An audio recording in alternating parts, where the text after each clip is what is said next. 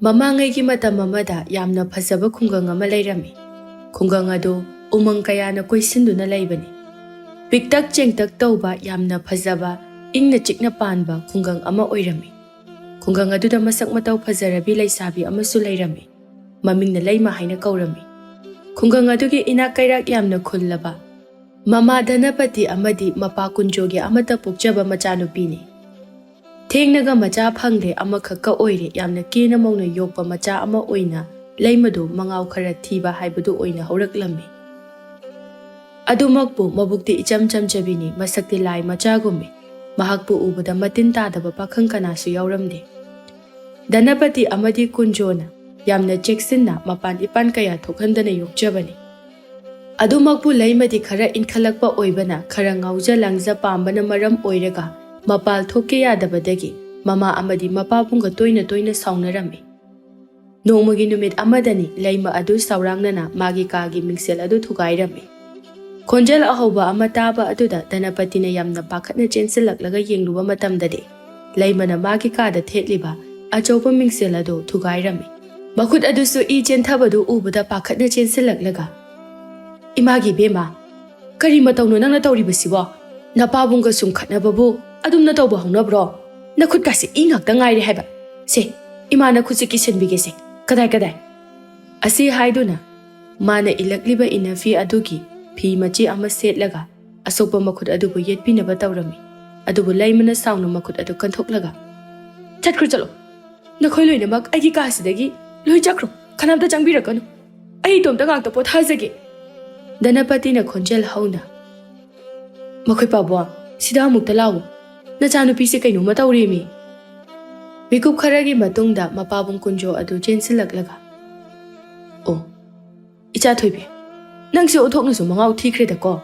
ꯃꯄꯥꯟ ꯊꯣꯛꯀꯦ ꯌꯥꯗꯕꯒꯤꯗꯃꯛꯇꯕꯨ ꯑꯁꯨꯝꯅ ꯇꯧꯕ ꯍꯧꯅꯕ꯭ꯔꯥꯕ? ꯅꯍꯥꯛꯄꯨ ꯅꯨꯡꯁꯤꯕꯒꯤꯗꯃꯛꯇꯅꯤꯅꯦ ꯑꯩꯈꯣꯏꯅ ꯅꯪꯕꯨ ꯀꯨꯞꯁꯦꯟ ꯁꯦꯟꯅꯔꯤꯕꯁꯦ. ꯅꯍꯥꯛ ꯈꯖꯤꯛꯇꯗꯤ ꯋꯥꯈꯜ ꯇꯥꯔꯣ ꯀꯩꯗꯧꯕꯒꯦ?" ꯂꯩꯃꯅ ꯁꯥꯎꯅ, "ꯄꯥꯕꯨꯡ, ꯑꯩꯁꯦ ꯀꯌꯥꯝ ꯐꯠꯇ꯭ꯔꯒꯦꯕ? ꯑꯝꯇꯗꯤ ꯍꯥꯏꯌꯣꯕ. ꯑꯩꯁꯦ ꯀꯌꯥꯝ ꯉꯥꯎꯁꯟꯅꯔꯒꯦꯕ? ꯑꯩꯁꯤꯕꯨ ꯑꯉꯥꯡ ꯃꯆꯥꯔꯣ? ꯅꯠꯇ꯭ꯔꯒ ꯇꯥꯏꯕꯪ ꯃꯤ ꯑꯣꯏꯅ ꯎꯕꯤꯗ꯭ꯔꯕ꯭ꯔꯥꯕ? ꯄꯣꯟꯗ ꯐꯥꯖꯤꯜꯂꯒ ꯊꯝꯕ ꯆꯤꯛꯂꯥꯒꯨꯝꯅ ꯑꯩꯒꯤ ꯄꯨꯟꯁꯤ ꯑꯁꯤ ꯑꯣꯏꯍꯟꯕꯤꯒꯗꯧꯔꯤꯕꯁꯤꯕꯨ ꯀꯔꯤꯒꯤꯅꯣ? ꯑꯗꯨꯒꯤ ꯁꯔꯨꯛ ꯑꯩ ꯁꯤꯈꯤꯕꯅ ꯐꯩ. ꯏꯟꯈꯠꯂꯛꯄꯒꯤ ꯉꯥꯎꯗꯅ ꯂꯥꯡꯗꯅ ꯍꯔꯥꯎꯖꯒꯗꯕ ꯃꯤꯀꯨꯞ ꯑꯁꯤꯗ ꯅꯈꯣꯏꯅ ꯑꯩꯕꯨ ꯐꯥꯖꯤꯟꯗꯨꯅ ꯊꯝꯕꯤꯔꯤꯁꯦ ꯀꯩꯒꯤꯅꯣꯕ? ꯑꯩꯁꯨ ꯏꯅꯤꯡꯇꯝꯕ ꯄꯥꯝꯃꯤ ꯄꯥꯕꯨꯡ." ꯑꯁꯤ ꯍꯥꯏꯗꯨꯅ ꯀꯞꯆꯔꯝꯃꯤ. ꯙꯅꯄꯇꯤꯅ ꯃꯥꯒꯤ ꯏꯜꯂꯤꯕ ꯐꯤ ꯑꯗꯨꯅ ꯃꯆꯥꯅꯨꯄꯤꯒꯤ ꯊꯣꯠꯂꯕ ꯈꯖꯥꯏ ꯑꯗꯨꯗ ꯇꯥꯔꯛꯂꯤꯕ ꯄꯤꯔꯥꯡ ꯑꯗꯨ ꯇꯩꯊꯣꯛꯄꯤꯒꯦ ꯇꯧꯏ. ꯑꯗꯨꯕꯨ ꯂꯩꯃꯅ ꯃꯗꯨꯁꯨ ꯀꯟꯊꯣꯛꯂꯒ, "ꯅꯆꯥ ꯅꯨꯡꯁꯤꯕ ꯃꯁꯛ ꯈꯪꯗꯕ ꯉꯥꯛꯇꯅꯤ ꯅꯣꯏ. ꯑꯩ ꯏꯅꯥꯛꯇ ꯑꯝꯇ ꯂꯩꯒꯅꯨ. ꯆꯠꯈ꯭ꯔꯣ, ꯆꯠꯂꯣ." ꯑꯁꯤ ꯍꯥꯏꯗꯨꯅ ꯃꯃꯥ ꯃꯄꯥ ꯑꯅꯤꯕꯨ ꯃꯥꯒꯤ ꯀꯥꯗꯒꯤ ꯇꯥꯟꯊꯣꯔꯛꯂꯝꯃꯤ. ꯑꯗꯨꯒ ꯊꯣꯡ ꯑꯗꯨ ꯁꯥꯐꯨ ꯀꯟꯅ ꯊꯤꯡꯖꯤꯟꯗꯨꯅ ꯂꯩꯈꯤꯔꯝꯃꯤ. ꯙꯅꯄꯇꯤꯅ ꯊꯣꯡ ꯑꯗꯨ ꯊꯤꯜꯂꯒ, "ꯕꯦꯝꯃ, ꯅꯪꯕꯨ ꯊꯣꯡꯁꯦ ꯑꯃꯨꯛꯇ ꯍꯥꯡꯉꯣ ꯀꯩꯗꯧꯕꯒꯦ? ꯏꯆꯥꯅ ꯀꯞꯂꯒ ꯊꯋꯥꯏ ꯅꯨꯡꯉꯥꯏꯇꯅ ꯂꯩꯕꯗꯣ ꯏꯃꯥ ꯌꯦꯡꯕ ꯅꯨꯡꯉꯥꯏꯇꯦꯅꯦ ꯅꯪꯕꯣ. ꯑꯃꯨꯛꯇꯗꯤ ꯍꯥꯡꯉꯣ ꯀꯩꯗꯧꯕꯒꯦ?" ꯀꯨꯟꯖꯣꯅ ꯙꯅꯄꯇꯤꯗ ꯅꯨꯡꯉꯥꯏꯇꯅ ꯌꯦꯡꯂꯒ, "ꯃꯃꯥ, ꯑꯣꯏꯔꯔꯣꯏ, ꯈꯥꯝꯃꯨꯔꯅꯨ. ꯂꯥꯛꯑꯣ, ꯉꯥꯏꯍꯥꯛ ꯄꯣꯊꯥꯖꯔꯁꯅꯨ." ꯑꯁꯤ ꯍꯥꯏꯗꯨꯅ ꯑꯅꯤꯗꯨ ꯃꯥꯡꯒꯣꯜꯗ ꯊꯣꯔꯛꯇꯨꯅ ꯋꯥ ꯈꯟꯅꯔꯝꯃꯤ. ꯙꯅꯄꯇꯤꯅ, "ꯃꯈꯣꯏ ꯄꯥꯕꯨꯡ, ꯅꯆꯥꯅꯨꯄꯤꯁꯦ ꯁꯨꯃꯥꯏꯅ ꯁꯨꯝ ꯅꯨꯡꯇꯤꯒꯤ ꯇꯧꯍꯜꯂꯕꯗꯤ ꯁꯣꯏꯗꯅ ꯑꯉꯥꯎꯕꯤ ꯍꯥꯏꯕꯗꯨ ꯑꯣꯏꯈ꯭ꯔꯅꯤ. ꯃꯍꯥꯛꯀꯤ ꯑꯄꯥꯝꯕ ꯑꯁꯦ ꯇꯧꯍꯟꯈ꯭ꯔꯁꯤ. ꯃꯥꯅ ꯁꯨꯃꯥꯏꯅ ꯅꯨꯡꯉꯥꯏꯇꯅ ꯂꯦꯟꯕꯁꯦ ꯑꯩ ꯌꯦꯡꯕ ꯉꯝꯗꯦ. ꯃꯃꯥ, ꯑꯩꯁꯨ ꯏꯆꯥ ꯏꯇꯣꯝꯇꯅꯤ. ꯅꯨꯃꯤꯠ ꯊꯥ ꯌꯦꯡꯕꯒꯨꯝꯅ ꯌꯦꯡꯖꯔꯤꯕꯅꯤ. ꯏꯆꯥꯅ ꯑꯁꯨꯝꯅ ꯇꯧꯔꯒ ꯑꯩꯁꯨ ꯅꯨꯡꯉꯥꯏꯔꯝꯒꯅꯤ ꯍꯥꯏꯅ ꯈꯟꯕ꯭ꯔꯣ? ꯑꯗꯨꯕꯨ ꯃꯍꯥꯛ ꯃꯉꯥꯎ ꯈꯔ ꯊꯤ. ꯑꯍꯜꯒ ꯑꯣꯏꯁꯤꯜꯂꯛꯄꯒ ꯃꯍꯥꯛꯅ ꯃꯄꯥꯜ ꯊꯣꯛꯂꯤꯉꯩꯗ ꯑꯩꯈꯣꯏ ꯑꯅꯤꯅ ꯁꯦꯟꯅꯕꯁꯨ ꯀꯩꯁꯨ ꯉꯝꯂꯣꯏ. ꯑꯇꯣꯞꯄ ꯂꯩꯕꯥꯛꯇꯒꯤ ꯂꯝ ꯀꯣꯏꯕ ꯂꯥꯛꯄꯁꯨ ꯃꯌꯥꯝ ꯑꯃ ꯂꯩ. ꯐꯠꯇ ꯅꯨꯡꯗꯒ ꯊꯣꯛꯂꯕꯗꯤ ꯍꯥꯏꯗꯨꯅ ꯄꯥꯈꯠꯂꯤꯕꯅꯤꯅꯦ." "ꯍꯣꯏ, ꯃꯗꯨꯁꯨ ꯆꯨꯝꯃꯤ. ꯃꯍꯥꯛꯅ ꯑꯩꯈꯣই ꯑꯅꯤꯒꯤ ꯏꯅꯥꯛꯇ ꯂꯩꯇꯕꯁꯦ ꯑꯩꯈꯣꯏ ꯋꯥꯈꯜ ꯂꯩꯇꯥꯅ ꯂꯩꯕ ꯉꯝꯂꯣꯏꯗꯧꯔꯤꯕꯅꯤ. ꯀꯝꯗꯧꯁꯤꯒꯦ?" "ꯃꯃꯥ, ꯑꯩꯒꯤ ꯏꯇꯥꯎ ꯃꯤꯔꯥꯗꯣ ꯑꯗꯨꯒ ꯑꯃꯨꯛꯇ ꯋꯥ ꯇꯥꯟꯅꯔꯨꯈꯤꯒꯦ. ꯃꯍꯥꯛꯀ ꯋꯥꯐꯝ ꯑꯁꯤ ꯈꯟꯅꯔꯕꯗꯤ ꯁꯣꯏꯗꯅ ꯑꯔꯦꯞꯄ ꯑꯃꯗꯤ ꯐꯪꯒꯗꯕ ꯃꯥꯜꯂꯦ." "ꯃꯗꯨꯅ ꯐꯔꯅꯤ ꯃꯈꯣꯏ ꯄꯥꯕꯨꯡ." ꯑꯁꯤ ꯍꯥꯏꯗꯨꯅ ꯀꯨꯟꯖꯣꯗꯨ ꯃꯥꯒꯤ ꯁꯒꯣꯜꯗꯨ ꯊꯧꯔꯒ ꯃꯔꯨꯞ ꯃꯦꯔꯥꯒꯤ ꯃꯌꯨꯝ ꯇꯝꯅ ꯂꯥꯛꯂꯝꯃꯤ. ꯃꯤꯀꯨꯞ ꯈꯔꯒꯤ ꯃꯇꯨꯡ ꯌꯧꯔꯕꯗ ꯌꯥꯝꯅ ꯇꯐꯤꯡ ꯃꯦꯔꯥꯒꯤ ꯃꯌꯨꯝ ꯇꯝꯅ ꯆꯪꯁꯤꯜꯂꯛꯂꯒ, "ꯏꯇꯥꯎ, ꯍꯣꯏ ꯏꯇꯥꯎ ꯃꯦꯔꯥꯕꯨ ꯂꯩꯈꯤꯗꯕ꯭ꯔꯣ?" ꯃꯦꯔꯥꯒꯤ ꯅꯨꯄꯤ ꯏꯕꯦꯊꯣꯏꯗꯨ ꯏꯃꯨꯡꯗꯒꯤ ꯊꯣꯔꯛꯂꯒ, "ꯍꯩꯃꯥ, ꯇꯥꯗ ꯂꯥꯛꯄꯤꯔꯤꯕ꯭ꯔꯣ? ꯍꯦꯛꯇ ꯆꯪꯕꯤꯔꯛꯑꯣ." Itaubu laikiba natro. Laikibani. Magi haunabi waraki kabido kana wai hauribani. Cha thaklo lao haibabu managa mata tabi bazanate. Sur tadaba isai sakpagumna kanna sahitya da hauribani. Kunjo momon noklaga. Adumna so haiganu da ichal. Itause thaina pakhang oirikandagi wareng sareng kabi oibada yamna ngausarakpani. Aduna tauribani. Mahakpu kadaidano lehauriba ba. Ibe thoina yena kharomda mana semjaba lekol machado aduda lehobani. Kunjona o phare adudi ichal ai ngahakta changlukige ko wari ama sagada bole. Adudi tada lingsin biramo nachal chaga jana baga putuna lakjarage. Kunjo su hoi hairamnaga mera gi manak tamna laklambe. Mera do lekol manung aduda hauriba komla pambi amagi makhongda leplaga makhut o masawa tawduna. Hada komla pambi phajaido nahakti. Nahaki kuchu magne nasak magne. Awat ba amata hek laitera. Adu nahaki laibak thiba hairagadi. Taibang miyoi ba sina nahaki yeknabani do. Maramdi makhoi na hawi haiduna chathok bigani. Nahak nadi yamna wana. Mahai ama pana na bahotna bada kaya da waram gani do. Nungai teda. Asam na lairingai da tungdagi kunjona. Itaw mera ai lakjariye. Mera na khangbai lakpai tungda sat onthorakpa matamda. Kunjo oiduna lairamba aduda harauna konsilaga. Itaw as udaba kuireda. Ita thajadana kari lege. Lao phamsisida. Kunjona noklaga. As unadaba kuire kaina. Numit tarani phawa phadri. Merana adu oirabasu aigi oinadi yamna kui khalibani. Adu kai lairageba sum koi thorairo. Kunjona yam nungaitana mahaki machanupigi oiriba phibam madugi maramda loina lirame. Warido tabada merana wanthaba makhai noklaga. Aina khangabani. Soiduna nahakna laklibase nachanupigi wa oiramgani haina. Aina khanbadu makchumli. Madudi masana saruppa tabani. Inkhalakpagi matamda athingba oiraklabadi madubu thugairakpa mipum khudingmak yeknabani haina laurakpa tabani. Kunjona adugi aise matha saduna kamdosige haiduna nahaka watanage haiduna lakliba asini. Merana ngaihak wakhal khallaga itawna hairibasi mahakki aningwase thungnanaba nakhoigi awabasu kokadaba lambi haibaniko. Sumdawro hayengmak mahakna wakhal chanagadaba mahakpu mikuk khudingi senaba ngamgadaba misak ama adusu nupa ama tham. Madu oirabadi mahakna chathokrabasu nakhoigi nabukning ado chingnararoidana. Hoine madusu yaine. Tanja aduda ibethoido chananaba thaknanaba puraduna laklame.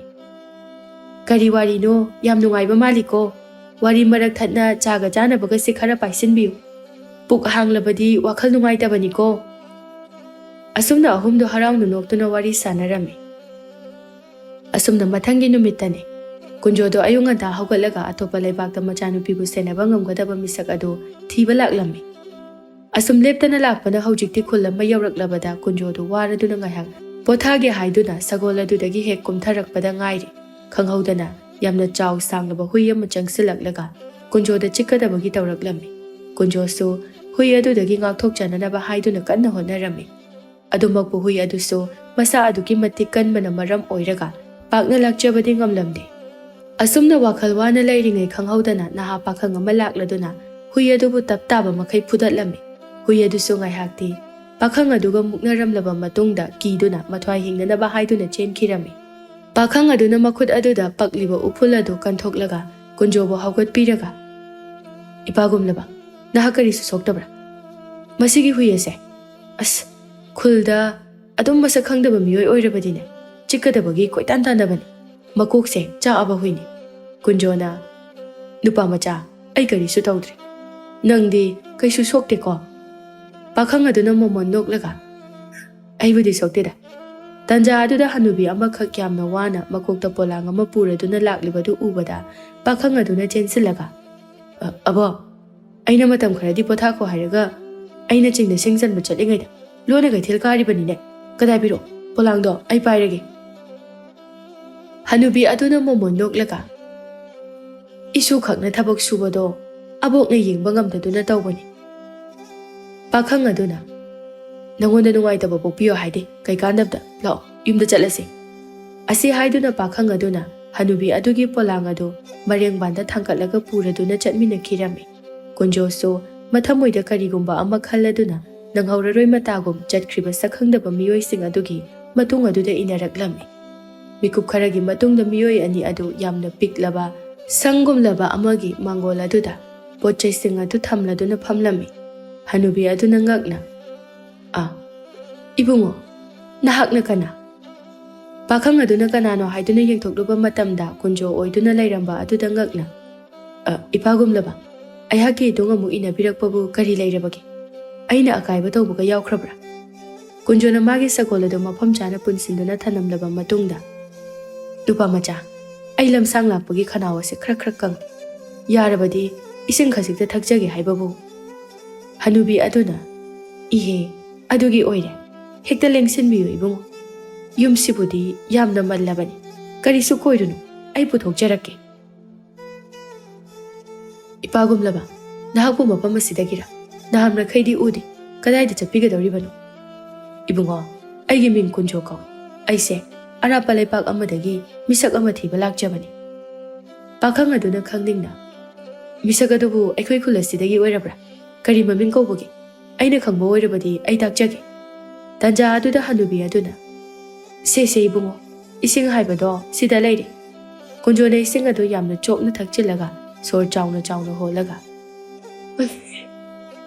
Imagumlabe nahagi ising asidi onthokna hawkre pungi isinga thaktaba yamna kuiri thamoise penba hek phawe Hanubi aduna momon noklaga hawbrane ado nahakna misak ama thiba laklibani haibadubu phanglabro karigidamak thiribano Yamna maru oiba misakti oiramgadaba mani kunjona momon noklaga yamna maru oiba miyoini hana masak khangba nateda pakhang adu sungakna hana su masak khangdaba adudi kamai thidoiba kaino aidi ngasi se angakpagi angakpa ngakta masak su khangdaba miyoy adubu thiraga kari kana dunoi pagumlaba kunjona noklaga maram mamale misak aduna Aihaki punsida khwaidagi maru oiba oigadoribani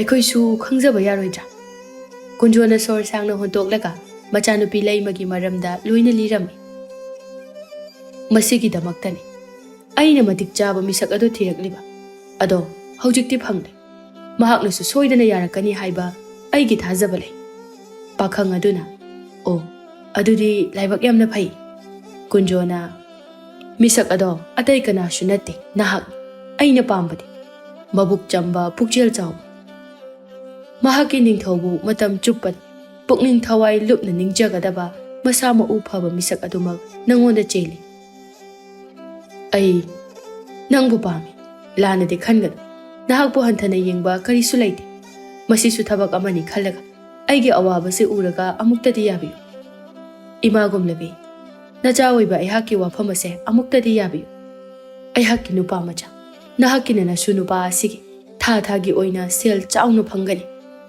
pakhang aduna ipagumlaba ai maduda kari sulana khanba leijade aigi oina de adomna takpiribado laibak yamna phabani tawbadabu yum macha asida abo kaigata leibani aina chathokrabadi sonbi abok asina kanaga lehogani kanana senabi hogani masidani aina waba Hanubi aduna Ibungo abokide kaisu khalugani nahakina thaudang pangthokpada abokna ayetpa oiba pamde pakhang aduna abok adumna haiganu aigidi aboknu pumnamakni atai kana sulaite aigi punsida abok libagi nasuna hingjaba phanglibani kunjona ngai hak wakhal tawraga phare nupa macha nahaknabu aigi thabak ase tawbigani haina wasaklabadi kaisu khaluganu athuba matamda aihaki leibak aduda lam ama leiraga Nakoi anina lainanaba yum ama susaduna lainanaba pigani numidang khuding nahak nayumda hanba yabagi ayaba su pigani pakhang aduna harauna kunjogi makhong adu sokna khurumlaga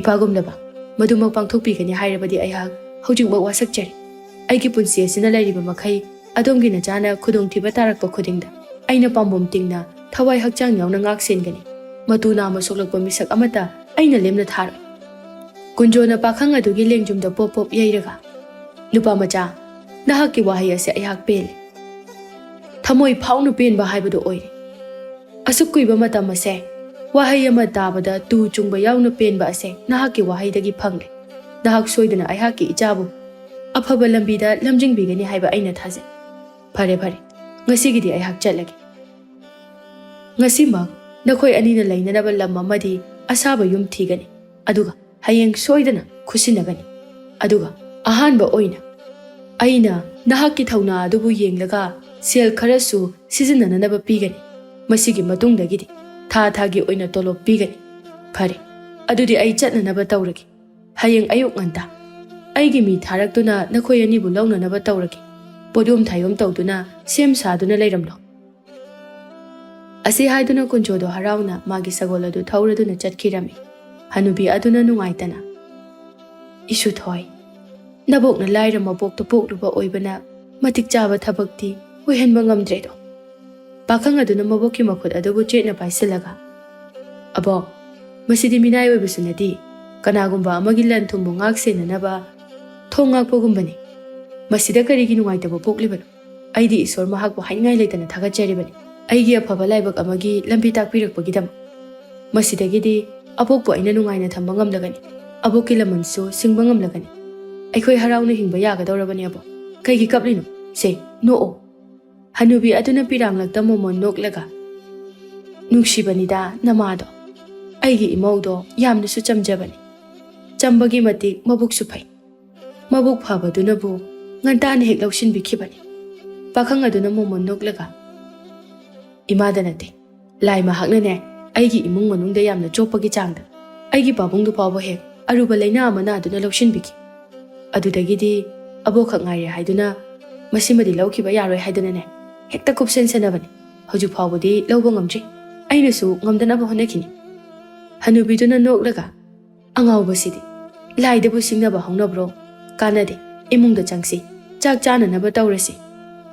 "ꯀꯩ ꯏꯟꯖꯥꯡꯅꯣ ꯑꯕꯣꯛ?" "ꯁꯧꯒ꯭ꯔꯤ ꯑꯃꯒ ꯃꯣꯔꯣꯛ ꯑꯃꯒ ꯃꯦꯠꯂꯤ." "ꯁꯧꯒ꯭ꯔꯤ ꯊꯣꯡꯉꯗꯤ ꯀꯥꯡꯉꯧ ꯑꯃ ꯌꯥꯎꯔꯗꯤ ꯌꯥꯝꯅ ꯐꯒꯗꯕꯅꯤ, ꯏꯪꯈꯣꯜꯗ ꯉꯧꯅꯅꯕ ꯃꯌꯥꯟꯁꯨ ꯍꯧꯔꯤꯁꯤꯕꯨ." "ꯍꯣ ꯍꯅꯨꯕꯤ, ꯑꯩꯅꯕꯨ ꯃꯊꯦꯜ ꯀꯌꯥꯝ ꯊꯣꯡꯕ ꯉꯝꯒꯗꯧꯔꯤꯕꯅꯣ? ꯑꯅꯤ ꯁꯨꯔꯤꯕꯁꯦ, ꯃꯁꯤ ꯅꯔꯥꯏꯕꯛꯇꯣ ꯏꯪꯕ꯭ꯔꯥ ꯁꯥꯕ꯭ꯔꯥ ꯌꯦꯡꯉꯨ꯫ ꯃꯁꯤ ꯊꯣꯛꯇꯅꯕ ꯍꯥꯏꯗꯅ ꯑꯩꯅ ꯅꯉꯣꯟꯗ ꯅꯨꯄꯤ ꯊꯤꯖꯤꯜꯂꯣ ꯍꯥꯏꯕꯁꯨ ꯅꯪꯅ ꯇꯥꯗꯕ ꯅꯠꯇ꯭ꯔꯣ?" ꯄꯥꯈꯪ ꯑꯗꯨꯅ ꯁꯨꯒꯠꯂꯒ, "ꯏꯟꯖꯥꯡꯒꯤ ꯋꯥ ꯄꯜꯂꯗꯤꯅꯦ ꯅꯨꯄꯤ ꯊꯤꯌꯣꯗ ꯍꯥꯏꯔꯛꯑꯗꯕꯅꯤ, ꯑꯗꯨꯏ ꯃꯇꯝꯗꯣ ꯌꯥꯝ ꯋꯥꯠꯂꯤ꯫ ꯅꯨꯄꯤꯅꯦꯅ ꯑꯩꯅ ꯌꯦꯡꯉꯨꯕꯗ ꯉꯥꯏꯔꯤ, ꯃꯣꯏꯅ ꯑꯗꯨꯝ ꯍꯦꯟꯖꯜꯂꯛꯏ, ꯅꯨꯡꯁꯤꯗꯨꯝ ꯍꯦꯛꯇ ꯍꯥꯏꯖꯤꯜꯂꯛꯏ꯫ ꯑꯩꯅ ꯅꯨꯄꯤ ꯑꯃꯗ ꯅꯨꯡꯁꯤ ꯍꯥꯏꯒꯦ ꯇꯧꯕ ꯈꯨꯗꯤꯡ ꯃꯣꯏꯅ ꯍꯦꯛꯇ ꯀꯦꯟꯁꯜꯂꯛꯏ꯫ ꯃꯗꯣ ꯑꯩ ꯄꯥꯝꯗꯦꯕ, ꯑꯗꯨꯅ ꯑꯩ ꯌꯥꯝ ꯋꯥꯠꯂꯤ, ꯌꯨꯝ ꯑꯝꯇ ꯄꯥꯟꯈꯤꯔꯣꯏꯀꯣ, ꯑꯄꯥꯝꯕ ꯅꯨꯄꯤꯁꯨ ꯐꯪꯗ꯭ꯔꯤ꯫ ꯑꯣ ꯑꯗꯨꯗꯤꯅꯦ ꯑꯍꯥꯎꯇꯕ ꯑꯗꯨꯝ ꯆꯥꯈꯤꯒꯗꯕꯅꯤ, ꯅꯤꯡꯉꯥꯏ ꯇꯧꯔꯅꯨꯀꯣ." "ꯍꯣꯏꯗꯍꯦ, ꯄꯪꯊꯣꯡ ꯊꯣꯡ ꯄꯪꯆꯥ ꯆꯥ ꯍꯥꯏꯗꯨꯅꯤ."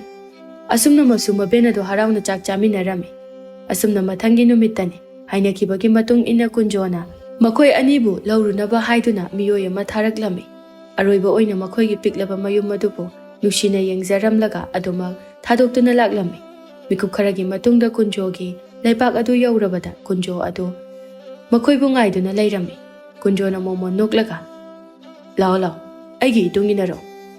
ꯑꯁꯨꯝꯅ ꯃꯈꯣꯏꯁꯤꯡ ꯑꯗꯨ ꯀꯨꯟꯖꯣꯒꯤ ꯃꯇꯨꯡ ꯏꯟꯅꯔꯛꯂꯝꯃꯤ꯫ ꯉꯥꯏꯍꯥꯛꯀꯤ ꯃꯇꯨꯡꯗ ꯌꯥꯝꯁꯨ ꯆꯥꯎꯗꯕ ꯌꯥꯝꯁꯨ ꯄꯤꯛꯇꯕ ꯂꯝ ꯑꯃꯗ ꯊꯨꯡꯂꯝꯃꯤ꯫ ꯂꯩꯀꯣꯜꯒꯨꯝꯕꯅꯤ, ꯑꯗꯨꯛꯀꯤ ꯃꯇꯤꯛ ꯐꯖꯔꯝꯃꯤ ꯃꯐꯝ ꯑꯗꯨ꯫ ꯂꯝ ꯑꯗꯨꯒꯤ ꯀꯥꯆꯤꯟ ꯑꯣꯏꯔꯞꯅ ꯌꯥꯝꯅ ꯐꯖꯅ ꯅꯤꯡꯊꯤꯅ ꯁꯥꯔꯕ ꯌꯨꯝꯖꯥꯎ ꯑꯃꯁꯨ ꯎꯔꯝꯃꯤ꯫ "ꯂꯥꯛꯑꯣ ꯂꯥꯛꯑꯣ, ꯐꯖꯕ ꯐꯖꯗꯕ ꯅꯈꯣꯏꯅ ꯈꯣꯏꯗꯥꯗꯕꯗꯤ ꯈꯪꯗ꯭ꯔꯦ, ꯇꯧꯕꯇꯕꯨ ꯑꯩꯅꯗꯤ ꯐꯖꯔꯦ ꯈꯜꯂꯒ ꯅꯈꯣꯏ ꯑꯅꯤꯒꯤꯗꯃꯛꯇ ꯃꯐꯝ ꯑꯁꯦ ꯂꯩꯗꯨꯅ ꯅꯐꯝꯗ ꯁꯤꯟꯅꯔꯕꯅꯤ."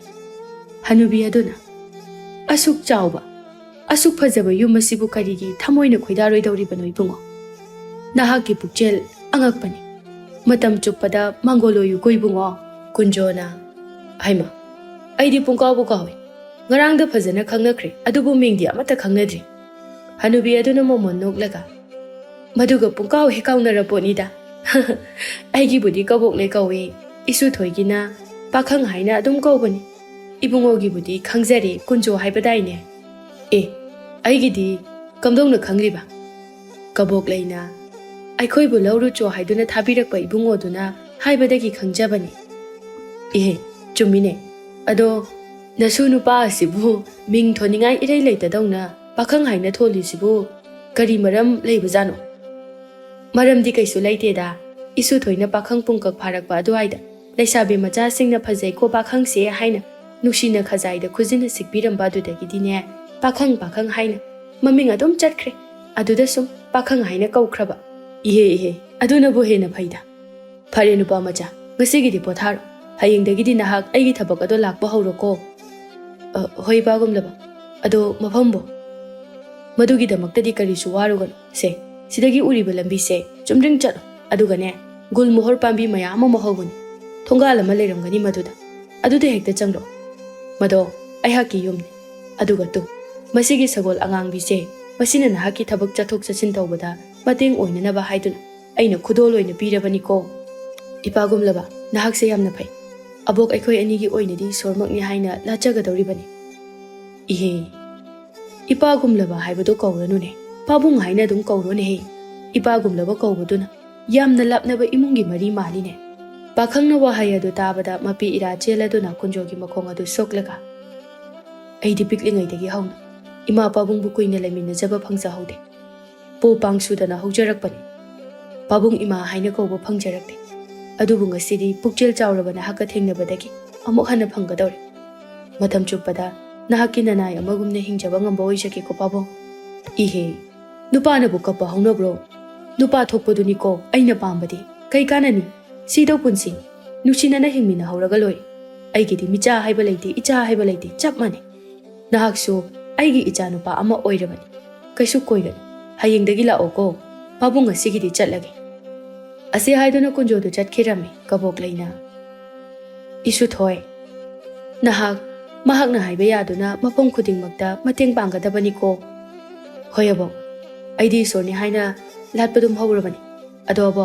tek tawraga imungi poche singa se luishinba hauramo ai ising kai ka sokchiluge nahakpu mafam khangrabrane ngasi khaklaklaga pangcha chatkinu ko pakhangna ising sokna naba patra du puraga abo ai mafam khangi lapti aikhoi thinbiralamba itawdo maga chakadabani masu lakani ase haiduna chatkirami asumna ani do wari sana do ising sokalak minarami nupa aduna aigi budi khaba kawi ado nangi mingsidi aikhoi swai leisabi singna taharadi nokpoda loirni kaungninga irei leitawdona pakhangai sibu ainaro piklingai da thon pirambabu ado wiswaise leisabi ichamcham jabi ka leidro kayam chambano haise pungcham chamba haibadi champhut kumba kainu khare irang yaw bisu pamudana pangcham chamba pamidubu thaina thum yamna yakraba jalo natragana karigumba khudong thibaga taruba yawrabraba as adu kemta na de ainane nupi ama thijaba ado aina paminungsi haidringaida makoina hana aingonda oine hekta haujilak ado ayam pamdim icham chamjaba imung manung puba ngamba ama oina aina pamjam kaisu khalunuda nongma soidana lakani ho nongmado ngaibadane ai wakhal tarakpa matamda yamta yawramarui asumna wari sanaduna lakpana haujikti ising tafamadu yawrabada leisabi mayam ama ising yaduna leirami madu ubada khabana itaw tu ada urok charong am leire masidagi hekta nangi thamoina khoidabido khalawro pakhangna leisabi sing aduda munna yenglaga urok to urok mali ngorok ngoro he ngauradana masak khangdaba ama yawba aduda leisabi sing aduna momon noklaga ta khaba mi masak khangdaba ma yawe matubu kanano o leibaga sida anaubo honglakpane aigina yumthangnaba gumbane aigi itawni mamingna pakhang haina kawbani leisabi aduna noklaga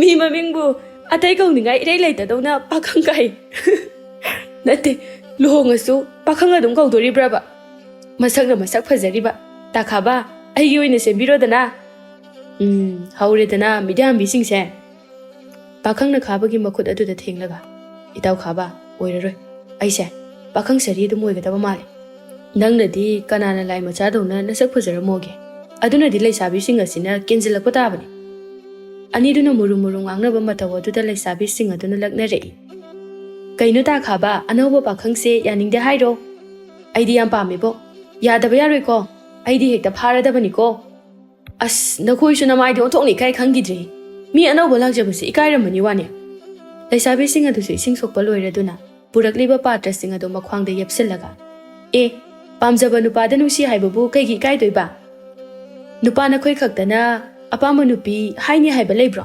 ꯑꯩꯈꯣꯏꯁꯨ ꯑꯄꯥꯝꯕ ꯅꯨꯄꯥꯗ ꯅꯨꯡꯁꯤ ꯍꯥꯏꯕ ꯌꯥꯕꯒꯤ ꯍꯛ ꯂꯩ ꯀꯩꯅꯣ ꯑꯁꯤ ꯍꯥꯏꯗꯨꯅ ꯅꯣꯛꯁꯜꯂꯝꯂꯒ ꯆꯠꯈꯤꯔꯝꯃꯤ ꯈꯥꯕꯅ ꯈꯣꯟꯖꯦꯜ ꯍꯧꯅ ꯂꯥꯎꯔꯒ ꯍꯣ ꯀꯕꯣꯛ ꯄꯣꯛꯄꯤ ꯅꯆꯤꯟ ꯄꯥꯟꯕꯤ ꯁꯥ ꯅꯈꯣꯏ ꯅꯆꯤꯟꯗꯣ ꯀꯟꯃꯟꯗꯅ ꯅꯌꯨꯝ ꯄꯥꯟꯕꯒ ꯑꯝꯇ ꯈꯪꯉꯔꯣꯏꯀꯣ ꯄꯥꯈꯪꯅ ꯑꯁ ꯈꯥꯕ ꯌꯥꯔꯦꯕ ꯅꯪꯅ ꯍꯦꯟꯅ ꯇꯟꯈꯤꯗ꯭ꯔꯦ ꯁꯛꯇꯥꯁꯤꯡꯁꯦ ꯍꯦꯛ ꯅꯨꯡꯁꯤꯔꯛꯇꯕ ꯀꯥꯟꯗꯦ ꯏꯇꯥꯎ ꯑꯩꯈꯣꯏ ꯂꯩꯀꯥꯏ ꯅꯨꯄꯤꯒ ꯑꯝꯇ ꯀꯣꯏꯔꯨꯅꯨ ꯃꯆꯤꯟꯁꯤꯡꯁꯦ ꯌꯥꯝ ꯀꯜꯂꯦ ꯍꯌꯦꯡꯋꯥꯏꯅꯦ ꯌꯨꯝꯗꯒ ꯂꯩꯇꯥꯅ ꯂꯩꯕ ꯐꯪꯒꯗꯕ ꯃꯥꯟꯗꯦ ꯑꯁꯨꯝꯅ ꯑꯅꯤꯗꯨ ꯋꯥꯔꯤ ꯁꯥꯟꯅꯗꯨꯅ ꯅꯣꯛꯃꯤꯟꯅꯔꯝꯃꯤ ꯃꯊꯪꯒꯤ ꯅꯨꯃꯤꯠꯇꯒꯤ ꯀꯨꯟꯖꯣꯅ ꯍꯥꯏꯔꯝꯕꯒꯤ ꯃꯇꯨꯡ ꯏꯟꯅ ꯄꯥꯈꯪ ꯑꯗꯨ ꯒꯨꯜꯃꯣꯍꯣꯔ ꯌꯥꯝꯅ ꯄꯥꯟꯕ ꯊꯣꯡꯒꯥꯜ ꯑꯗꯨꯗ ꯆꯪꯂꯛꯂꯝꯃꯤ ꯄꯥꯈꯪꯅ ꯉꯛꯅ ꯀꯨꯟꯖꯣꯒꯤ ꯃꯌꯨꯝ ꯑꯀꯣꯏꯕ ꯑꯗꯨꯗ ꯌꯦꯡꯂꯒ ꯏꯃꯥ ꯏꯄꯦꯝꯃ ꯀꯔꯤ ꯈꯨꯐꯖꯅꯣ ꯁꯤꯗꯤ ꯇꯁꯦꯡꯅꯃꯛ ꯅꯤꯡꯊꯧꯒꯤ ꯌꯨꯝꯖꯥꯎꯁꯤꯡꯕꯨ ꯃꯥꯜꯂꯤ ꯑꯀꯣꯏꯕꯁꯤꯗꯅ ꯂꯩꯀꯣꯜ ꯑꯁ ꯀꯔꯤ ꯈꯨꯐꯖꯅꯣ ꯑꯁꯨꯝꯅ ꯂꯩꯔꯤꯉꯩꯗ ꯀꯨꯟꯖꯣꯁꯨ ꯊꯣꯔꯛꯂꯗꯨꯅ ꯄꯥꯈꯪ ꯎꯕꯗ ꯍꯔꯥꯎꯅ ꯍꯩꯃ ꯏꯕꯨꯡꯉꯣ ꯅꯍꯥꯛ ꯂꯥꯛꯑꯦꯗꯅ ꯑꯩꯕꯨ ꯀꯧꯔꯛꯎ ꯌꯥꯗ꯭ꯔꯣ ꯂꯥꯎ ꯂꯥꯎ ꯆꯪꯉꯨ ꯑꯁꯤ ꯍꯥꯏꯗꯨꯅ ꯏꯃꯨꯡꯗ ꯆꯪꯂꯛꯂꯝꯃꯤ ꯄꯥꯈꯪꯗꯤ ꯃꯄꯨꯟꯁꯤꯗ ꯎꯗꯕ ꯃꯌꯥꯝ ꯑꯃ ꯎꯕꯅ ꯃꯁꯥ ꯑꯗꯨ ꯏꯊꯛ ꯊꯛꯀꯠꯂꯤ ꯀꯨꯟꯖꯣꯅ ꯉꯥꯏꯍꯥꯛ ꯐꯝꯂꯝꯃꯨꯀꯣ ꯑꯩ ꯅꯆꯟꯅꯨꯄꯤꯗꯣ ꯀꯧꯊꯣꯔꯛꯀꯦ ꯃꯉꯥꯎꯗꯤ ꯈꯔ ꯊꯤꯕꯅꯤ ꯑꯁꯤ ꯍꯥꯏꯗꯨꯅ ꯃꯤꯀꯨꯞ ꯈꯔꯒꯤ ꯃꯇꯨꯡꯗ ꯙꯅꯄꯇꯤꯅ ꯂꯩꯃꯕꯨ ꯄꯨꯊꯣꯔꯛꯂꯝꯃꯤ ꯂꯩꯃꯅ ꯅꯤꯡꯉꯥꯏ ꯇꯧꯔꯒ ꯑꯁ ꯇꯜꯂꯦ ꯍꯥꯏꯕ ꯏꯃꯥ ꯑꯩꯕꯨ ꯃꯍꯥꯔꯥꯅꯤꯔꯕ ꯑꯩꯕꯨ ꯉꯥꯛ ꯁꯦꯟꯅꯕ ꯃꯤꯒ ꯊꯝꯃꯦ ꯍꯥꯏꯁꯤꯕꯨ ꯑꯩ ꯃꯤ ꯃꯃꯥꯡꯗ ꯌꯥꯝ ꯏꯀꯥꯏꯀꯣ ꯇꯨ ꯅꯕꯨꯡꯁꯦ ꯑꯁꯤꯗ ꯃꯇꯣꯝꯇ ꯐꯝꯂꯒ ꯂꯩꯔꯤ ꯆꯪꯁꯤꯟꯗꯨꯅ ꯁꯛ ꯃꯥꯏ ꯑꯃꯨꯛꯇ ꯈꯪꯅꯧ ꯂꯩꯃꯅ ꯁꯥꯎꯅ ꯁꯨꯛꯇꯣꯛꯂꯒ ꯌꯦꯡꯅꯤꯡꯕꯣꯏ ꯌꯦꯡꯅꯤꯡꯗꯕꯣꯏ ꯇꯧꯔꯒ ꯃꯃꯥꯏ ꯑꯗꯨ ꯂꯩꯊꯣꯔꯛꯄꯅꯤ ꯑꯗꯨꯕꯨ ꯏꯆꯝ ꯆꯝꯅ ꯃꯃꯤꯠ ꯇꯔꯥꯎ ꯇꯔꯥꯎꯅ ꯄꯥꯡꯗꯨꯅ ꯂꯩꯔꯤꯕ ꯄꯥꯈꯪꯒꯤ ꯃꯇꯧ ꯑꯗꯨ ꯎꯕꯗ ꯂꯩꯃꯗꯤ ꯃꯁꯥ ꯑꯗꯨꯗ ꯀꯔꯤꯅꯣꯃ ꯐꯥꯎꯈ꯭ꯔꯦ ꯅꯤꯡꯉꯥꯏ ꯇꯧꯔꯝꯕꯗꯒꯤ ꯇꯨꯃꯤꯟꯅ ꯄꯥꯈꯪꯒꯤ ꯃꯅꯥꯛꯇ ꯆꯪꯁꯤꯟꯗꯨꯅ ꯐꯝꯊꯔꯛꯂꯒ ꯃꯨꯟꯅ ꯌꯦꯡꯗꯨꯅ ꯂꯩꯔꯝꯃꯤ ꯄꯥꯈꯪꯅ ꯃꯣꯃꯣꯟ ꯅꯣꯛꯂꯒ ꯀꯩꯅꯣ ꯏꯆꯜꯗꯤ ꯅꯁꯛꯁꯨ ꯌꯥꯝꯅ ꯐꯖꯩ ꯏꯆꯥꯎ ꯆꯥꯎꯈꯩ ꯅꯤꯡꯉꯥꯏ ꯌꯥꯝ ꯇꯧꯋꯦ ꯍꯥꯏꯁꯤꯕꯨ ꯆꯨꯝꯕ꯭ꯔꯣ ꯂꯩꯃꯗꯤ ꯃꯥꯒꯤ ꯊꯣꯛꯄ ꯄꯥꯈꯪꯗ ꯃꯃꯤꯠ ꯑꯗꯨ ꯀꯨꯞꯇꯕ ꯃꯈꯩ ꯌꯦꯡꯗꯨꯅ ꯂꯩꯔꯤꯕꯅꯤ ꯀꯔꯤꯃꯠꯇ ꯈꯨꯝꯗꯕ ꯑꯗꯨꯗ ꯄꯥꯈꯪꯅ ꯍꯨꯃꯥꯡ ꯑꯅꯞꯄꯤ ꯀꯥꯡꯂꯗꯨꯅ ꯃꯊꯃꯣꯏꯗ ꯑꯁꯨꯝꯅ ꯈꯟꯖꯔꯝꯃꯤ ꯀꯩꯅꯣꯅꯦ ꯃꯁꯤꯒꯤ ꯅꯨꯄꯤꯁꯤꯕꯨ ꯉꯥꯎꯔꯖꯥꯠꯂꯣ ꯃꯤꯉꯣꯟꯗꯕꯨ ꯆꯥꯗꯧꯈꯩ ꯌꯦꯡꯉꯤꯅꯦ ꯇꯟꯕꯝ ꯌꯥꯎꯋꯦ ꯑꯣꯏꯕ ꯙꯅꯄꯇꯤꯅ ꯂꯩꯃꯒꯤ ꯂꯦꯡꯖꯨꯝ ꯑꯗꯨꯗ ꯄꯥꯏꯔꯒ ꯏꯆꯥ ꯊꯣꯏ ꯅꯪꯕꯨ ꯅꯕꯨꯡꯅ ꯍꯪꯂꯤꯕꯁꯦ ꯐꯖꯅ ꯈꯨꯝꯃꯨ ꯌꯥꯗ꯭ꯔꯣ ꯅꯪꯒꯤ ꯍꯧꯅꯕꯤꯗꯣ ꯇꯧꯒꯅꯨꯅꯦ ꯂꯩꯃꯅ ꯈꯪꯕꯣꯏ ꯂꯥꯛꯄꯣꯏ ꯑꯣ ꯑꯩꯗꯤ ꯋꯥꯈꯜ ꯑꯃꯗ ꯇꯥꯎꯔꯨꯔꯦ ꯏꯕꯨꯡ ꯑꯩꯒꯤ ꯃꯤꯡꯅ ꯂꯩꯃ ꯀꯧꯏ ꯏꯃꯥ ꯆꯠꯂꯣ ꯃꯤ ꯂꯥꯛꯏꯁꯦ ꯆꯥꯒ ꯂꯣꯜꯂꯣ ꯀꯩꯗꯧꯔ ꯂꯩꯔꯤꯅꯣ ꯌꯥꯔꯅꯤꯌꯦ ꯑꯩꯗꯤ ꯍꯧꯖꯤꯛꯇ ꯑꯕꯣꯛꯅ ꯄꯤꯊꯔꯛꯄꯗ ꯉꯥꯏꯔꯤ ꯙꯅꯄꯇꯤꯅ ꯃꯆꯥꯅꯨꯄꯤꯒꯤ ꯃꯇꯧ ꯑꯗꯨꯗ ꯉꯛꯅ ꯌꯦꯡꯗꯨꯅ ꯂꯩꯔꯝꯃꯤ ꯂꯩꯃꯅ ꯌꯨꯝꯗ ꯊꯛꯑꯁꯨ ꯑꯩꯈꯣꯏꯗꯁꯨ ꯊꯛꯀꯗꯕꯅꯤ ꯏꯃꯥ ꯁꯨꯝ ꯂꯦꯞꯄꯒ ꯂꯩꯔꯅꯨ ꯆꯠꯂꯣ ꯍꯥꯏꯕ ꯑꯁ ꯍꯣꯏ ꯀꯨꯏꯔꯣꯏ ꯉꯥꯏꯍꯥꯛꯇꯅꯤ ꯏꯕꯨꯡꯉꯣ ꯅꯈꯣꯏ ꯑꯅꯤ ꯋꯥꯔꯤ ꯁꯥꯟꯅꯔꯝꯃꯨꯀꯣ ꯑꯁꯤ ꯍꯥꯏꯗꯨꯅ ꯃꯁꯥ ꯑꯗꯨ ꯏꯊꯛ ꯊꯛꯀꯠꯄ ꯃꯈꯩ ꯆꯥꯛꯈꯨꯝꯂꯣꯝꯗ ꯆꯪꯂꯛꯄ ꯃꯇꯝꯗ ꯀꯨꯟꯖꯣꯒ ꯊꯦꯡꯅꯔꯝꯃꯤ ꯀꯨꯟꯖꯣꯅ ꯍꯩ ꯃꯃꯥ ꯍꯅꯨꯊꯪꯁꯤꯗ ꯀꯩꯅꯣꯅꯦ ꯅꯃꯥꯏꯒ ꯏꯊꯛ ꯊꯛꯂꯗꯅ ꯃꯣꯏ ꯄꯥꯕꯨꯡ ꯅꯆꯥꯅꯨꯄꯤꯁꯦ ꯃꯑꯣꯡꯁꯦ ꯀꯩꯅꯣꯝ ꯇꯧꯈ꯭ꯔꯦꯃꯤ ꯅꯨꯄꯥ ꯃꯆꯥꯁꯦ ꯂꯥꯛꯄꯗꯒꯤ ꯏꯪ ꯇꯞꯄ ꯋꯥꯍꯩꯅꯒ ꯏꯃꯥ ꯆꯥ ꯂꯣꯜꯂꯨꯆꯣ ꯃꯤ ꯂꯥꯛꯂꯤꯁꯦ ꯎꯗ꯭ꯔ ꯀꯥꯏꯅ ꯑꯩꯗꯤ ꯄꯨꯡꯉꯛ ꯉꯛꯏ ꯅꯨꯄꯥ ꯃꯆꯥꯁꯦ ꯄꯨꯔꯥ ꯏꯁꯣꯔꯒ ꯆꯞ ꯃꯥꯟꯅꯩ ꯋꯥꯅꯤ ꯅꯆꯥꯅꯨꯄꯤꯅ ꯑꯗꯨꯃꯥꯏꯅ ꯍꯥꯏꯔꯛꯂꯤꯕ ꯌꯥꯝ ꯊꯨꯅ ꯋꯥꯈꯜ ꯇꯥꯗꯧꯔꯤꯗ ꯏꯆꯥꯁꯦ ꯑꯁꯤ ꯍꯥꯏꯗꯨꯅ ꯄꯥꯈꯪꯒꯤ ꯃꯅꯥꯛꯇ ꯂꯥꯛꯂꯝꯃꯤ ꯂꯩꯃꯅ ꯏꯕꯨꯡ ꯑꯩꯈꯣꯏ ꯌꯨꯝꯁꯦ ꯏꯍꯩ ꯍꯩꯅꯗ꯭ꯔꯕꯣ ꯀꯩꯅꯣ ꯏꯄꯥ ꯄꯥꯈꯠꯂꯤꯗꯨꯕꯣ ꯄꯥꯈꯪꯅ ꯃꯣꯃꯣꯟ ꯅꯣꯛꯁꯤꯟꯅꯔꯒ ꯅꯠꯇꯦꯗ ꯏꯆꯥ ꯑꯩꯁꯦ ꯄꯨꯛ ꯈꯔ ꯉꯔꯥꯡꯗꯒꯤ ꯌꯦꯛꯄ ꯂꯩꯃꯅ ꯄꯥꯈꯪꯒꯤ ꯃꯈꯨꯠ ꯑꯗꯨ ꯄꯥꯏꯔꯒ ꯑꯗꯨꯗꯤ ꯂꯥꯛꯑꯣ ꯂꯦꯇ꯭ꯔꯤꯟ ꯃꯐꯝ ꯇꯥꯛꯄꯤꯒꯦ ꯄꯥꯈꯪꯅ ꯃꯈꯨꯠ ꯑꯗꯨ ꯀꯟꯊꯣꯛꯂꯒ ꯌꯥꯔꯅꯤ ꯏꯆꯟ ꯁꯨꯝ ꯄꯨꯛ ꯅꯥꯕ ꯈꯛꯇꯅꯤ ꯇꯥꯟꯖꯥ ꯑꯗꯨꯗ ꯀꯨꯟꯖꯣꯅ ꯁꯛ ꯃꯥꯏ ꯈꯪꯅꯔꯕ꯭ꯔꯅꯤ ꯅꯈꯣꯏ ꯑꯅꯤꯕꯣ ꯂꯩꯃꯅ ꯍꯔꯥꯎꯅ ꯄꯥꯕꯨꯡ ꯏꯕꯨꯡꯁꯦ ꯃꯕꯨꯛ ꯃꯄꯥꯎ ꯌꯥꯝ ꯐꯩ ꯏꯆꯥ ꯊꯣꯏ ꯉꯁꯤꯗꯒꯤꯗꯤ ꯅꯍꯥꯛꯅ ꯃꯄꯥꯟꯗ ꯊꯣꯛꯅꯤꯡꯕ ꯈꯨꯗꯤꯡꯃꯛ ꯃꯍꯥꯛꯅ ꯑꯗꯨꯝ ꯅꯪꯒꯤ ꯅꯇꯨꯡꯗ ꯏꯟꯅꯔꯗꯣꯏꯅꯤ ꯃꯍꯥꯛꯅ ꯅꯪꯕꯨ ꯃꯇꯝ ꯆꯨꯞꯄꯗ ꯁꯦꯟꯅꯗꯣꯏꯅꯤ ꯑꯗꯨꯅ ꯅꯪ ꯅꯕꯨꯡꯁꯦ ꯐꯖꯅ ꯂꯣꯏꯅꯧꯀꯣ ꯅꯪꯒꯤ ꯍꯧꯅꯕꯤ ꯌꯨꯝꯗ ꯃꯤ ꯑꯃꯠꯇ ꯂꯥꯛꯄ ꯃꯇꯝꯗ ꯂꯥꯎꯈꯠꯄꯤꯗꯣ ꯇꯧꯒꯅꯨꯀꯣ ꯑꯁ ꯇꯧꯔꯣꯏꯕ ꯑꯩꯈꯣꯏ ꯄꯥꯕꯨꯡꯁꯤꯗꯤ ꯃꯤ ꯃꯃꯥꯡꯁꯤꯗ ꯑꯩꯕꯨ ꯌꯥꯝ ꯐꯠꯇꯕ ꯇꯥꯍꯜꯂꯤ ꯀꯨꯟꯖꯣꯅ ꯃꯃꯤꯠ ꯑꯗꯨ ꯂꯥꯎꯊꯣꯛꯂꯒ ꯏꯆꯥꯗꯤ ꯋꯥꯈꯜ ꯑꯣꯟꯊꯣꯛꯅ ꯊꯨꯅ ꯇꯥꯔꯝꯈ꯭ꯔꯦꯗ ꯑꯁꯨꯝꯅ ꯅꯨꯡꯊꯤꯜꯒꯤ ꯃꯇꯝ ꯌꯧꯔꯛꯂꯕꯗ ꯂꯩꯃꯅ ꯍꯥꯏꯕꯒꯤ ꯃꯇꯨꯡ ꯏꯟꯅ ꯄꯥꯈꯪ ꯑꯃꯗꯤ ꯂꯩꯃꯗꯨ ꯃꯐꯝ ꯑꯃꯗ ꯀꯣꯏꯕ ꯆꯠꯀꯗꯕꯒꯤ ꯇꯧꯔꯝꯃꯤ ꯏꯆꯥ ꯊꯣꯏꯕꯤ ꯀꯥ ꯍꯦꯟꯕ ꯊꯕꯛꯇꯤ ꯇꯧꯒꯅꯨꯀꯣ ꯀꯣꯏꯕ ꯂꯥꯡꯕ ꯆꯠꯂꯕꯁꯨ ꯋꯥꯈꯜ ꯇꯥꯎ ꯅꯕꯨꯡꯅ ꯍꯥꯏꯕꯁꯨ ꯏꯜꯂꯨꯀꯣ Hoi pabung, yare. Nakoy anima apta changkro chalo. Danapati na noklaga. Masina ngang thorak pasima. Ibunga. Nachal na hai dana thamna di chakhinu ko phare phare. Ngahak chathong minaruro. Hoi pabung. Asi haiduna anido laimana yengningi haiba mafam khuding chattuna yenglame.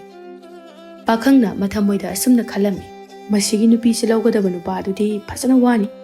Chahi matang siga ningai kali siga kibu kise. Tawbudi ina kaira khunma machani na kina mungna yolakpagi hongnabini. Tanja aduda laimana sagol gari manungdagi makhut adu thilladuna. Ibong, sidam tak hamuni. Sidam tak hamo ba. Pakhangna ipa pakhatna. Kaino, kaidawragi chal. Asi haiduna khamlami. Nang hauraroi matagum laimana kumtharaklaga. Pakhangi makhut adu chinglaga. Mafam amada pushilaklami. Pakhangna pakhatna. Kaidanu ichal, nanga purisiba. Asum leptana changsilakpana hojikti yamna phazaraba. Akoibada asangba upal wapal phazaraba. Makhal kayagi leikhal suna hauba. Laising, luraba turilgi isingna jiri jiri jenthaba mafam amada leplaga. Laimana harauna makhut adu. Uchek amada thillaga. Tu, ibo, asigi uchek se phazadra. Aidi mafam se. Tasingna leiramgani haiba thazade.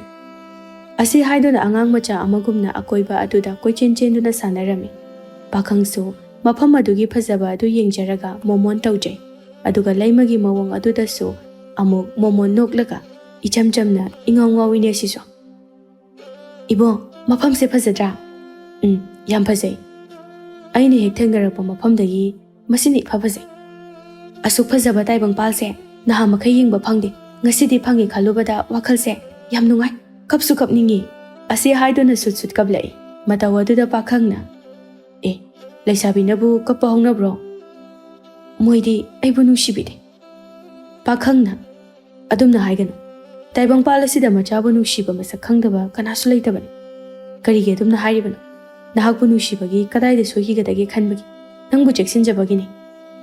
Laimana piranglakta noklaga. Ibong, nang sampai. Aidi nangbu ngasidagi isorgumna latpa hauradabani. Aibu lalanieba. Amtabu noki. Aibu kari itik ikun yaudana. Adumna tawgunu ikaizay ko. Ibungse, nokpada rasi yamna lay. Mibu sumhatpa yamna hay. Aidi khangde.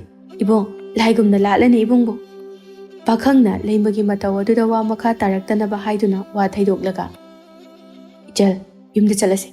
Matamse thengmankre. Laimana momo noklaga. Hoi, ibong, aidi ibongna haiba loi illadoini. Hoi, lao. Adudi yumda halase ko. Asi haiduna laimabu mayumda thinbiramlaba matungda pakhang adu magi sagoldu thauraduna mayumda wakhal khaladuna laklami. Kai nupi sing aina thengnarakpa nupi mayamdagi masina mako khara chakpa heli.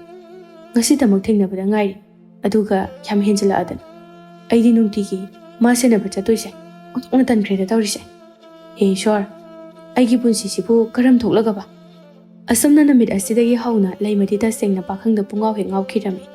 Aduga mahaki lamchat adusu onkhirami. Pakhangbu udaba matamda ihai hainadaba haibadu oirami. Kunjo amadi danapati su machanupigi olakliba mataw adubu haraujarami. Nongmagi numit amadani pakhang adu masangamde haiduna kunjogi mayumda laklamde.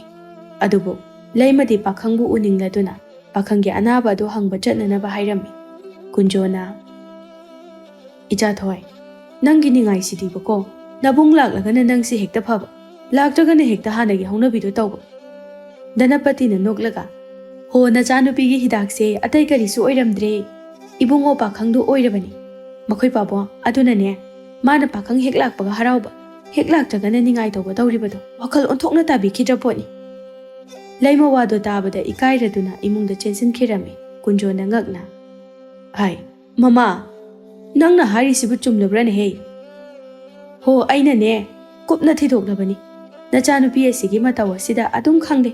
Ibungo pakhangdo nachanupina yamna pamjabani. Laidawna latpani ko kunjona momo noklaga. Hai, madunabu chumlabadi aidi yamna harauribani ne. Ibungo do mabuk mapaw yamna chami. Hai sing sembada thokadaba miyoi. Iya oigadaba oirabadi aina phajana sembiraga. Achauba thabak ama taholaga loi. Nachanupina nahan makai ngauriba asidi mahaki oiba. Ngak senbinaba miyoi leitaduna tawriba oire.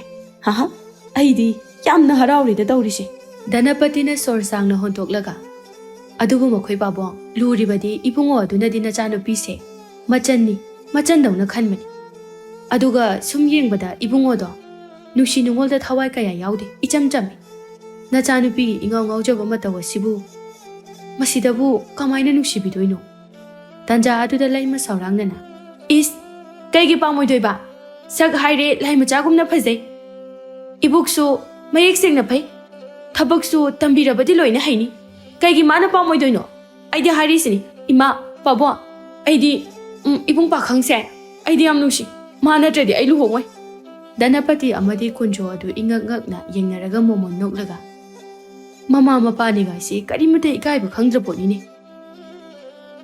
mai matang la adi kaigi ikai doino ima hoisu nusinari natra ikai haina leiradi nakhoi ni bu thungnaramgadra ba kunjo na noklaga haha thongna phai ichadi maitai nupi asengbani laimana mapabungi mabuk aduda khutumna suraga pabo aina aisa phagina te nataina na phajana wa khana horo ko aidi ibung pakhangbu pami atai kana su pamde aisini asi haiduna laimado imungda changkhirame matawaduda matai manau ani do wanthaba makhai noklaga hai icha nupigi matawa sidi yaroi dori mama mapa oiba aikhoi anina aningbase pidaba thoklabadi pap ka pugadaba maline tawrise asi haiduna ani do wa tanarame asumna matam khara haukhirami nongmagi numit amadani pakhangdo kunjogi mayumda laklami baba ai lakjare laimana fat chenthораklaga bo laba law chango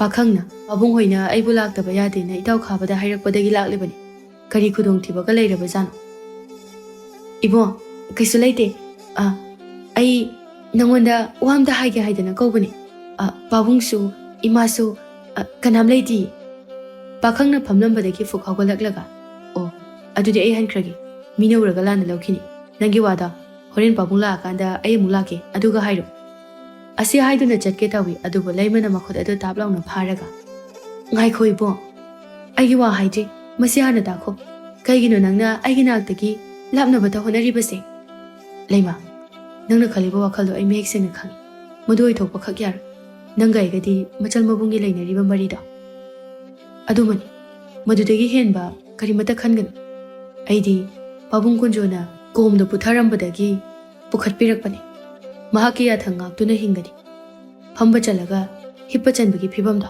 madu ai tahaningde madu phana oidunasu aidi ipungbu nungsi aduga ibungbu aina nungsibada kanana su thingba ngamoi pakhangna sauna laima kaigino nangna swamni kaiba khangdise nanga aigadi yamna thina khini pabungna ibu machada machadawna khanbiba masigi mari thatatpa aingam aibu phataba lambi aduda changsinange khangan aidi jamjamna leinariba mari do pami asumna lairingaida khanghaudana kunjo amadi Dhanapati do imungda changlaklami matawaduda pakhangna pakhatna baba aikoi bulana khanbigan sanariba wari pumba aisu ngasaina tare inasina tare pakhangna makhut adulo naraga baba ai kaisu henba khankiba kaisu legide aikoi bulana khanbigan kunjona pakhangi makhut ani adubu chena paisalaga ibunga nahak aigi iya oiba asida ayaba pinabi mase aigi ichagi ningai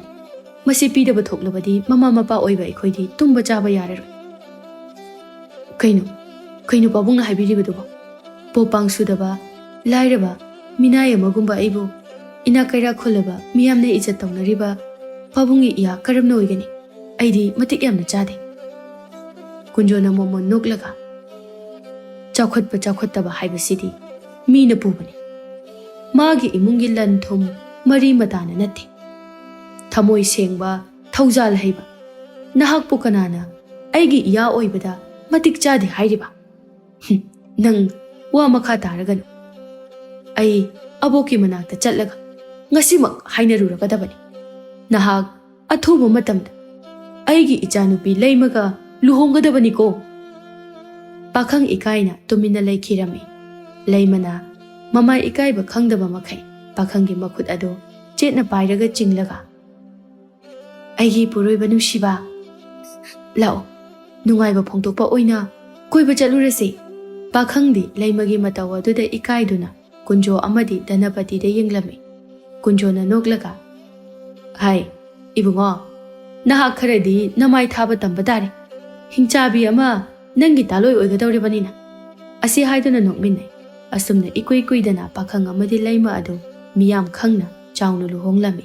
Aduga mabok kabok lega nungai yaifana panmina khirami.